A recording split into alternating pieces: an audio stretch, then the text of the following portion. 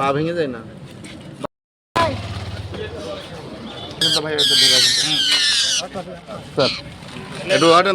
দেখছেন যে আমরা কয়েকদিন আগেও কিন্তু এটার অভিযান করে আমরা অনেকগুলো পাখি উদ্ধার করেছি, টিয়া পাখি বিশেষত।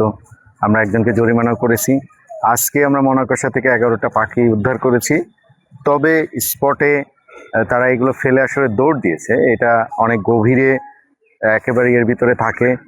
আমাদের অভিযান এটা অব্যাহত থাকবে। আমরা আশা করছি যে এই শিবগঞ্জে পাখি শিকারি আর থাকবে না ইনশাল্লাহ। এটা প্রশাসনের পক্ষ থেকে আমাদের মেসেজ।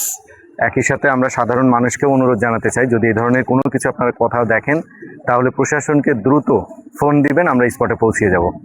আমাদের বিশেষত মনাকষা বিনোদপুর এই এলাকাটাতে এটা বেশি ঘটে বলে আমরা দেখেছি।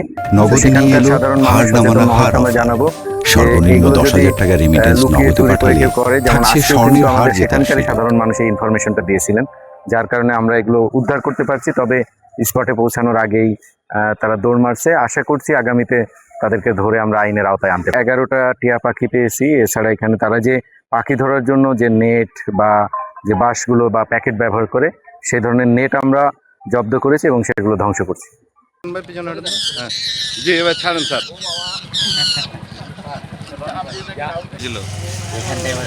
ডান্ডাবেরি না পারে বুঝছে, নেটটাকে জ্বালাইতে হবে কিন্তু নেটটা